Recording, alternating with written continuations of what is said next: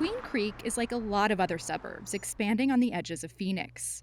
It used to be farmland with citrus, pecan, and cotton. Now, single family homes, shopping centers. Queen Creek is a up and coming community in the southeast valley of Maricopa County and the northwest portion of Pinell County. It's a very vibrant community, a lot of young families. And it's growing. I believe in 2010, we were around 23,000 in population. I think the 2020 census will get us pretty close to 60,000. The fountains, lawns, even the name, Queen Creek, conjure a vision of a bounteous source of water for the town's rapidly growing population. But nearly all of its water comes from one finite source. About 99% of our water is groundwater and provides all the needs for the community. That might not be the case in the future, though. Queen Creek is asking the state's water department and the federal government to okay its purchase of water from a farm nearly 3.5 hours from here that sits on the banks of the Colorado River. It involves about 2,000 acre feet of water being transferred from the main stem of the river through the CAP canal to the town of Queen Creek. The $21 million sale would supply water to up to 6,000 homes a year, or about 20% of the town's current households. This possible sale of even a relatively small amount of water has generated widespread opposition among communities across western Arizona. The farm at the center of this dispute, GSC Farm, is located in a remote part of the state called Cibola.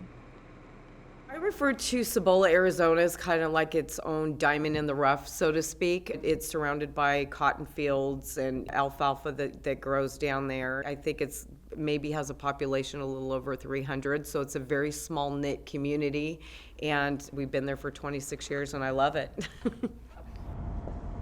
Irwin represents the area in the La Paz County Board of Supervisors, which opposes the sale.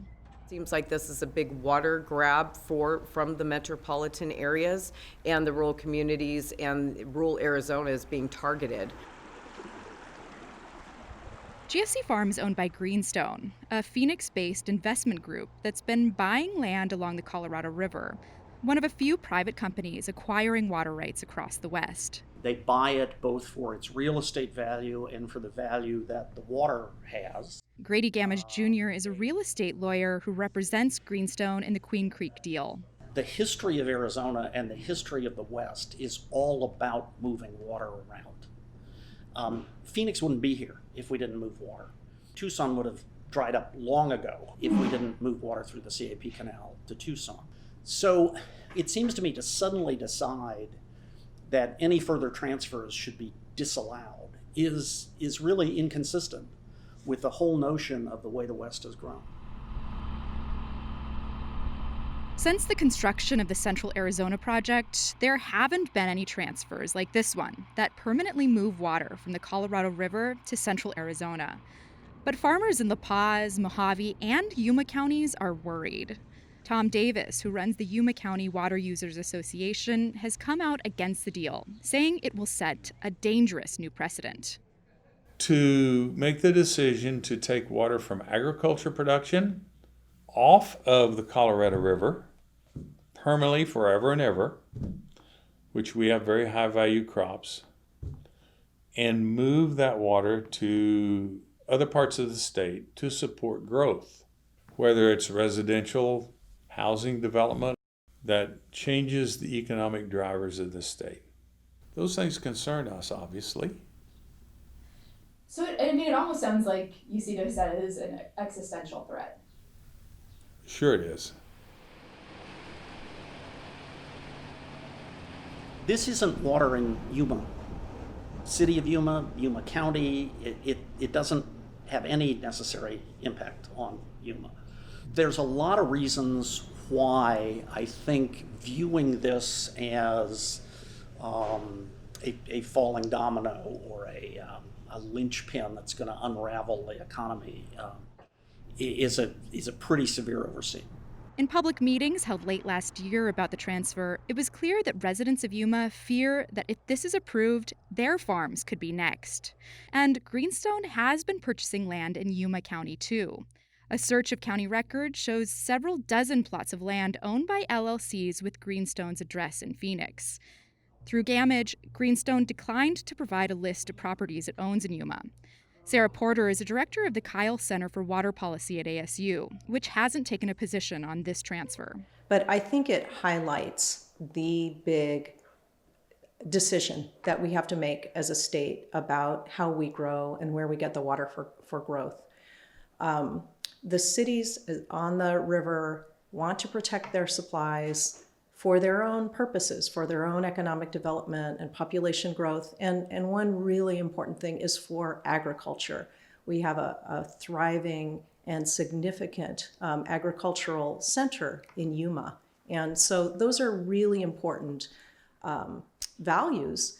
By the same token, the Phoenix and Tucson areas and Pinal County are experiencing growth, some of the fastest growth in the country, and we need to find water. U of A law professor Robert Glennon has written a book on water challenges. He says the state needs to be methodical about protecting farmland. When you think about the global population and the swell that is expected by the UN in the next 2 decades, we need every possible acre to stay in farming to produce the needed food for a global population expected to hit, well, almost 10 billion in 20 or 25 years. So the way to do that, I think, is really quite simple, which is do a deal that helps both the cities and the farmers. A slight reduction in agricultural consumption solves the municipal and industrial supply problem. It has to be done sensibly, but sensible regulation is consistent with a certain amount of water marketing. Holly Irwin of the La Paz County Board of Supervisors says the cost that her community is being asked to pay is just too high. Water is the most precious natural resource that we have right now, and it is becoming more and more scarce. So as that happens, we need to keep whatever we can within La Paz County for our own future, for our own development. Grady Gamage Jr. says even if this sale from GSC Farm to Queen Creek doesn't happen, it won't be the end of the story. It is inevitable that more water will move from a lower value use to a higher value use. People characterize that for years as being, in the West, water flows toward money. That is largely true. I prefer to say water flows toward people. The Arizona Department of Water Resources will decide by September whether or not to recommend the transfer.